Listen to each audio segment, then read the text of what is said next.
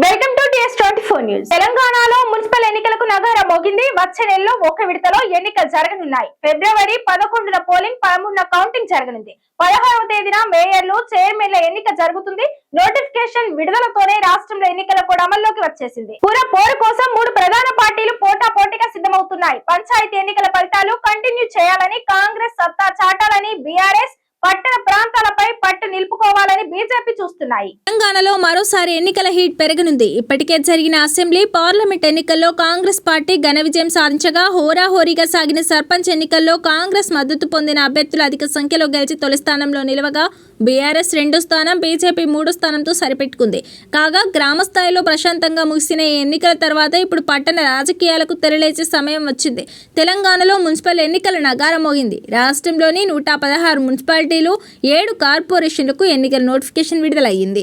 ఇందుకు సంబంధించి నేటి నుంచి నామినేషన్ల స్వీకరణ మొదలు కానుంది. ఫిబ్రవరి 11వ తేదీన ఓటింగ్ జరగనుంది. 13వ తేదీ ఉదయం 8 గంటల నుంచి కౌంటింగ్ ఉంటుంది. నేటి నుంచి ఆయా మున్సిపాలిటీలు, కార్పొరేషన్లలో నామినేషన్ల స్వీకరణ ప్రారంభమవుతుంది. జనవరి 30 నామినేషన్లకు చివరి తేదీ. జనవరి 31న నామినేషన్ల పరిశీలన ఉంటుంది. ఫిబ్రవరి 1న స్క్రూటినీపై అభ్యంతరాలు స్వీకరిస్తారు. ఫిబ్రవరి 2న అభ్యంతరాలపై తుది నిర్ణయం తీసుకుంటారు. ఫిబ్రవరి 3 నామినేషన్లకు ఉపసంహరణ చివరి తేదీ. అదే రోజున ఎన్నికల్లో పోటీ చేసే అభ్యర్థుల తుది జాబితాను ప్రకటిస్తారు. ఈ ఎన్నికల్లో మొత్తం 52,43,000 మంది ఓటర్లు తమ ఓటు హక్కు వినియోగించుకోనున్నారు. వీరిలో పురుషులు 25.62 లక్షలు కాగా, మహిళలు 26.80 లక్షలు ఉన్నారు. ఫిబ్రవరి 16న mayor, deputy mayor, chairman, vice chairman ఎన్నిక జరుగుతుంది. దీంతో రాష్ట్రంలో మున్సిపల్ ఎన్నికల ప్రక్రియ ముగిసినట్టు అవుతుంది. మొత్తంగా రాష్ట్ర వ్యాప్తంగా 2,996 వార్డులకు ఎన్నికలు జరగనున్నాయి. ఇందుకోసం 8,203 పోలింగ్ కేంద్రాలు, 136 కౌంటింగ్ సెంటర్లు ఏర్పాటు చేశారు. రాష్ట్ర వ్యాప్తంగా మొత్తం 116 మున్సిపాలిటీలు, 7 మున్సిపల్ కార్పొరేషన్లకు ఎన్నికలు జరగనున్నాయి. కరీంనగర్, మంచిర్యాల, నిజామాబాద్, కొత్తగూడెం, నల్గొండ, మహబూబ్ నగర్, రామగుండం వంటి ప్రధాన కార్పొరేషన్లలో అధికార కాంగ్రెస్, ప్రతిపక్ష బీఆర్ఎస్, బీజేపీ మధ్య తీవ్ర పోటీ నెలకొనే అవకాశం ఉందని రాజకీయ వర్గాలు అంచనా వేస్తున్నాయి. మున్సిపల్ ఎన్నికల్లో పోటీ చేయాలని భావించే వారికి అధికారులు కీలక అలర్ట్ జారీ చేశారు. ఆస్తి పన్ను బకాయిలు చెల్లిస్తేనే నామినేషన్ వేయడానికి అవకాశం కల్పిస్తామని అధికారులు స్పష్టం చేశారు.